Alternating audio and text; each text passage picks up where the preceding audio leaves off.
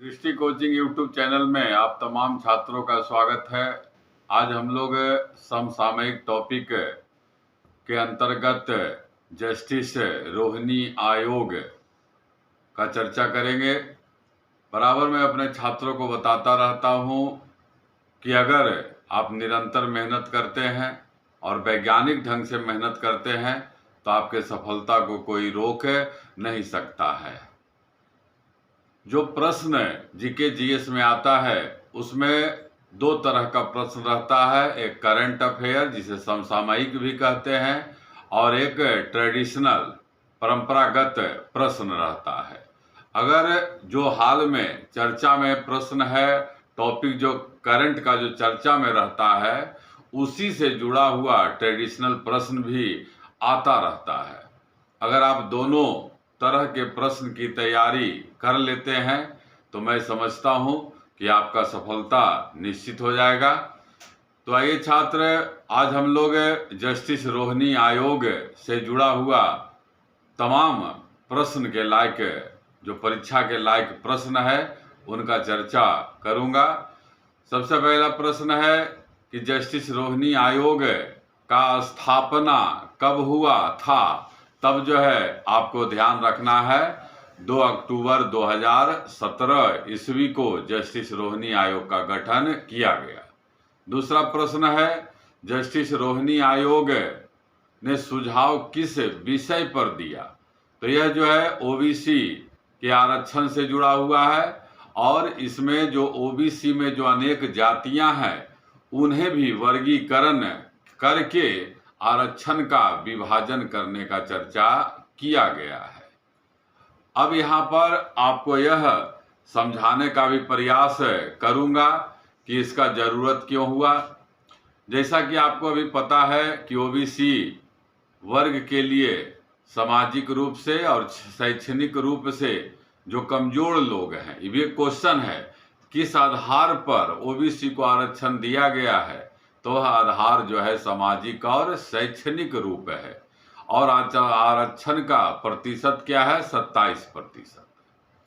इस आरक्षण में यह देखा गया कि जो ओबीसी में कुछ खास ताकतवर जातियां हैं, जो आर्थिक रूप से मजबूत हैं, जो राजनीतिक भी जागरूकता आ चुका है, उन जातियों ने ही आरक्षण का लाभ अधिक उठाया और ओबीसी के ही अन्य जातियों को उसका लाभ नहीं मिल पाया। तो जस्टिस रोहिणी आयोग में ओबीसी के सभी जातियों को कैसे आरक्षण का बेहतर लाभ मिले, उसके लिए ही जो है यह प्रावधान, यह आयोग का गठन किया गया है। अब इसमें जो है आपको तथ्य वाला प्रश्न भी याद करना है।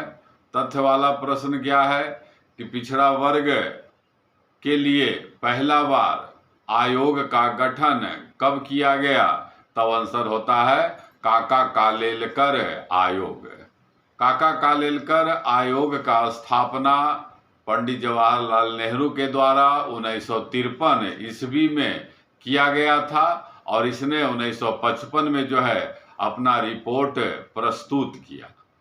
फिर इसके बाद जो है पिछड़ा वर्ग के बेहतर के लिए बाद में बीपी मंडल आयोग का गठन मोरारजी देसाई सरकार के द्वारा 1978 में किया गया और इसने अपना रिपोर्ट 1980 ईस्वी में जारी किया। आप आयोग का नाम याद रखिएगा, आप जो है सो स्थापना का वर्ष। इसी तरह से सर्वोच्च न्यायालय में एक केस भी आया था, इंदिरा साहनी केस। इसको जरूर याद रखिएगा छात्र।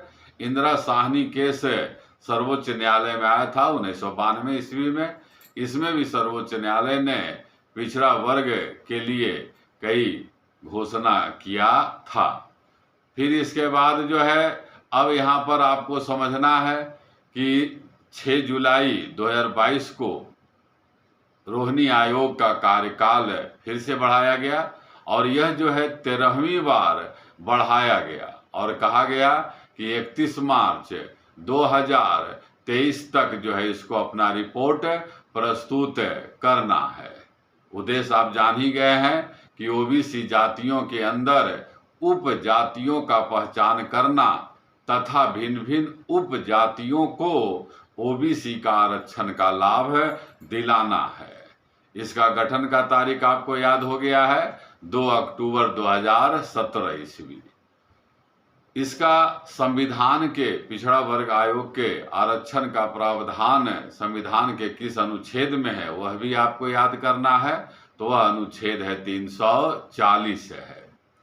आपको कुछ जानकारी ऐसे भी रखना चाहिए, जो केंद्र सरकार की सूची है ओबीसी का जाति का, उसमें जो है 2633 जातियों को जो है शामिल किया गया है, 2633 जातियों को शामिल किया गया है। और सरकार का कहना है कि जो 27% आरक्षण है उसको 4 भाग में बांट दिया जाए, 2%, 6%, 9% और 10%।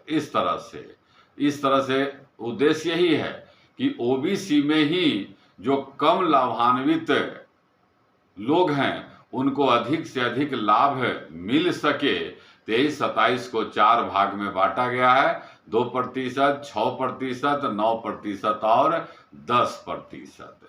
इस तरह का विभाजन पहले भी किया जा चुका है आंध्र प्रदेश में, कर्नाटक में।